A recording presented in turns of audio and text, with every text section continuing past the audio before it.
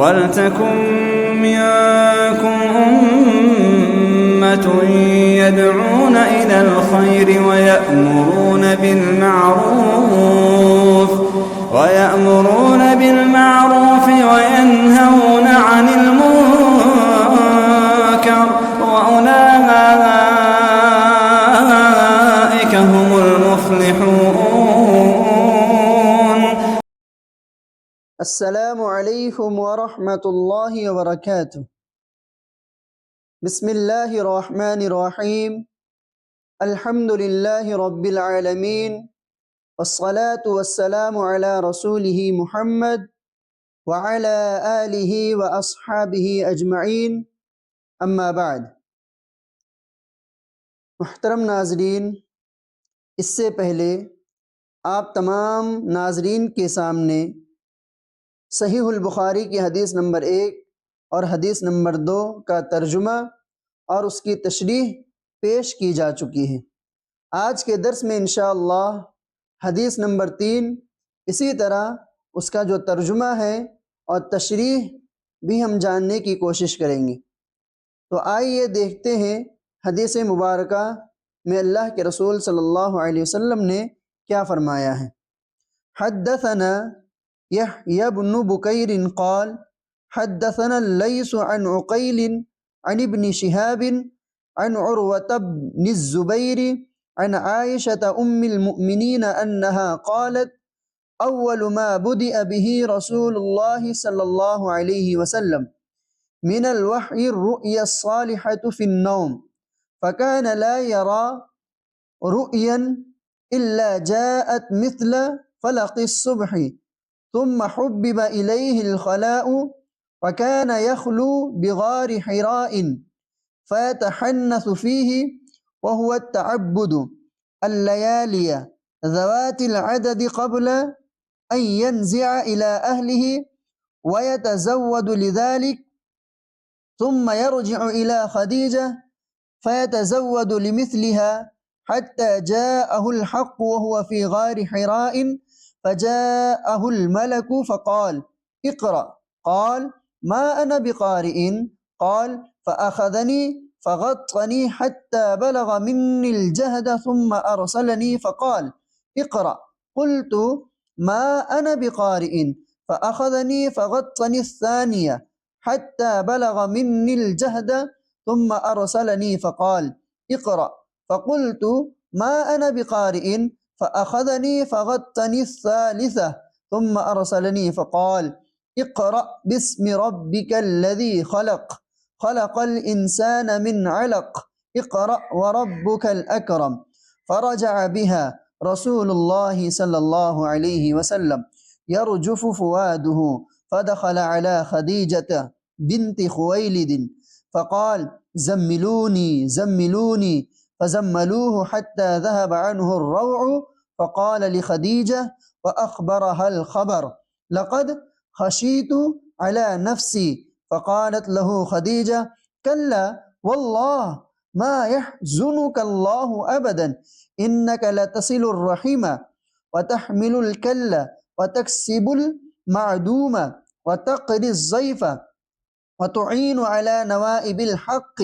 فانطلقت به خديجة حتى أتت به ورقة بن نوفل بن أسد بن عبد العزى ابن عم خديجة، وكان امرأ قد تنصر في الجاهلية، وكان يكتب الكتاب العبرانية، فيكتب من الإنجيل بالعبرانية ما شاء الله أن يكتب، وكان شيخا كبيرا قد عمي. فقالت له خديجة يا ابن عمي اسمع من ابن أخيك، فقال له ورقة يا ابن أخي ماذا ترى؟ فأخبره رسول الله صلى الله عليه وسلم خبر ما رأى، فقال له ورقة هذا الناموس الذي نزل الله على موسى، يا ليتني فيها جذع، ليتني أكون حيا إذ يخرجك قومك. فقال رسول الله صلى الله عليه وسلم أو مخرجيهم؟ قال نعم، لم يأت رجل قط بمثل ما جئت به إلا عودي، وإن يدركني یومک انصرک نصرا مؤزرا ثم لم ينشب ورقت ان توفی وفطر الوحی۔ محترم ناظرین، یہ حدیث مبارکہ آپ حضرات کے سامنے پڑھی گئی۔ یہ ایک طویل حدیث ہے، لیکن آپ اس ویڈیو کو پورا دیکھیں، اس لیے کہ اللہ کے رسول صلی اللہ علیہ وسلم پر وحی کس طرح نازل ہوئی اس چیز کو اس حدیث مبارکہ کے اندر بیان کیا گیا ہے۔ تو آئیے ناظرین دیکھتے ہیں حدیث مبارکہ کا ترجمہ کیا ہے۔ راویہ حدیث ام المؤمنین حضرت عائشہ رضی اللہ عنہا سے روایت ہے، انہوں نے فرمایا رسول اللہ صلی اللہ علیہ وسلم پر وحی کی ابتدا سچے خوابوں کی صورت میں ہوئی۔ آپ جو کچھ خواب میں دیکھتے وہ سپیدہ صبح کی طرح نمودار ہو جاتا، پھر آپ کو تنہائی محبوب ہو گئی، چنانچہ آپ غار حرا میں خلوت اختیار فرماتے اور کئی رات گھر تشریف لائے بغیر مصروف عبادت رہتے۔ آپ کھانے پینے کا سامان گھر سے لے جا کر وہاں چند روز گزارتے، پھر حضرت خدیجہ رضی اللہ عنہا کے پاس واپس آتے اور تقریباً اتنے ہی دنوں کے لیے پھر توشہ لے جاتے، یہاں تک کہ ایک روز جب کہ آپ غار حرا میں تھے، یکایک آپ کے پاس حق آ گیا اور ایک فرشتے نے آ کر آپ سے کہا پڑھو۔ آپ صلی اللہ علیہ وسلم نے فرمایا میں پڑھا ہوا نہیں ہوں۔ آپ کا فرمان ہے اس فرشتے نے مجھے پکڑ کر خوب بھینچا، یہاں تک کہ میری قوت برداشت جواب دینے لگی، پھر اس نے مجھے چھوڑ دیا اور کہا پڑھو۔ میں نے کہا میں تو پڑھا ہوا نہیں ہوں۔ اس نے دوبارہ مجھے پکڑ کر دبوچا، یہاں تک کہ میری قوت برداشت جواب دینے لگی، پھر چھوڑ کر کہا پڑھو۔ میں نے پھر کہا میں پڑھا ہوا نہیں ہوں۔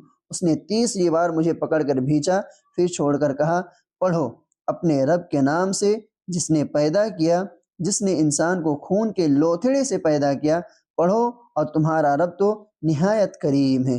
پھر رسول اللہ صلی اللہ علیہ وسلم ان آیات کو لے کر واپس آئے اور آپ کا دل خوف سے دھڑک رہا تھا، چنانچہ آپ اپنی بیوی حضرت خدیجہ بنت خویلد رضی اللہ عنہا کے پاس تشریف لائے اور فرمایا مجھے چادر اڑا دو، مجھے چادر اڑا دو۔ انہوں نے آپ کو چادر اڑا دی، یہاں تک کہ آپ سے خوف کی کیفیت دور ہو گئی۔ پھر آپ نے حضرت خدیجہ رضی اللہ عنہا کو واقعے کی اطلاع دیتے ہوئے فرمایا مجھے اپنی جان کا ڈر ہے۔ حضرت خدیجہ رضی اللہ عنہا نے کہا قطعا نہیں، اللہ کی قسم، اللہ تعالیٰ آپ کو کبھی رنجیدہ نہیں کرے گا۔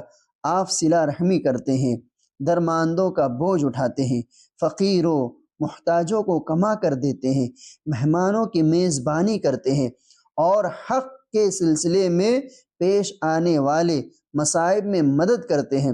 پھر حضرت خدیجہ رضی اللہ عنہا رسول اللہ صلی اللہ علیہ وسلم کو ساتھ لے کر اپنے چچا زاد بھائی ورقہ بن نوفل بن اسد بن عبد العزیٰ کے پاس آئیں۔ ورقہ دور جہالت میں عیسائی ہو گئے تھے اور عبرانی زبان بھی لکھنا جانتے تھے، چنانچہ عبرانی زبان میں حسب توفیق الہی انجیل لکھتے تھے۔ اس وقت بہت بوڑھے اور نابینا ہو چکے تھے۔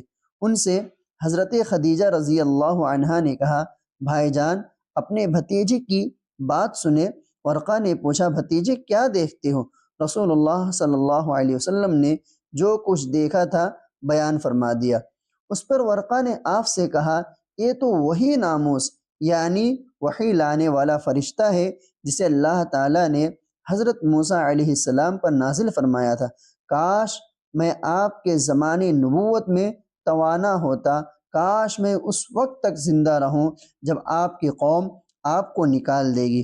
رسول اللہ صلی اللہ علیہ وسلم نے فرمایا اچھا تو کیا وہ لوگ مجھے نکال دیں گے؟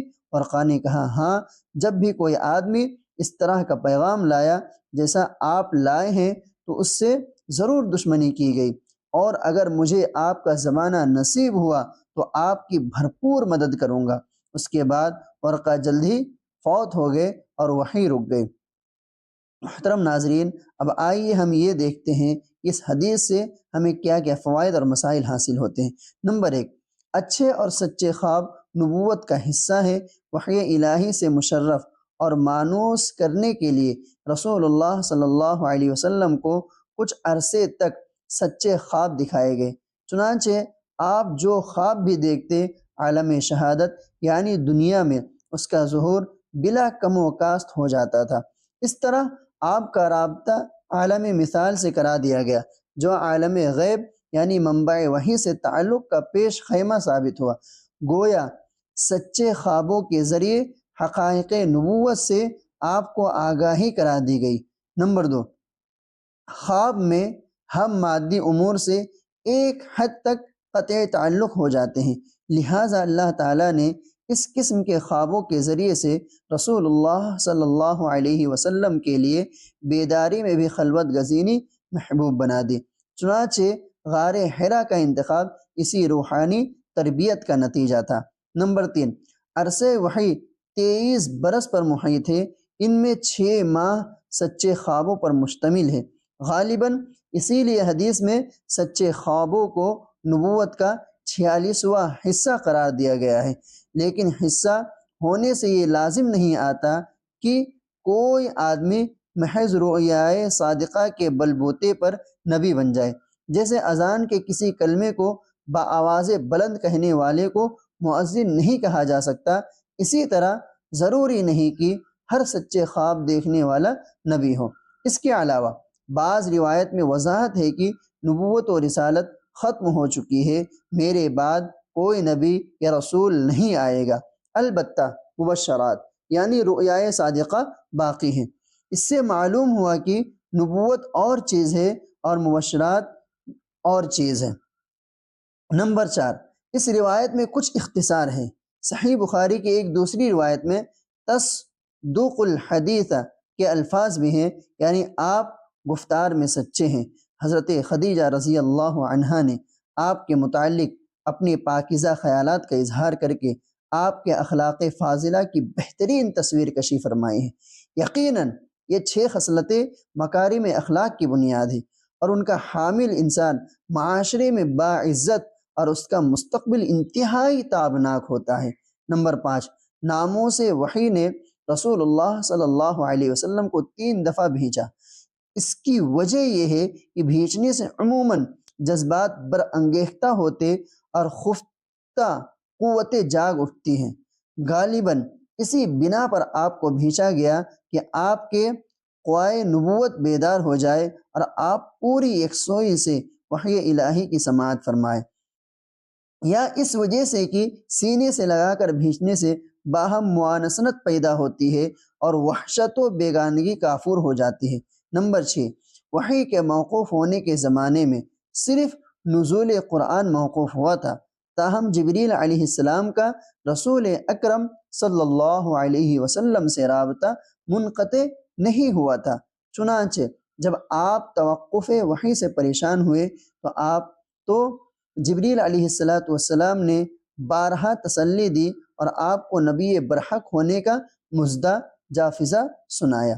نمبر 7، اس حدیث سے یہ بھی معلوم ہوا کہ انسان جب کسی اہم حادثے سے دوچار ہو تو کسی قابل اعتماد ساتھی، خواہ و خاتون خانہ ہی ہو، سے اس کا ذکر کرے، اور مخلص ساتھی کو بھی چاہیے کہ وہ حوصلہ افزائی اور تسلی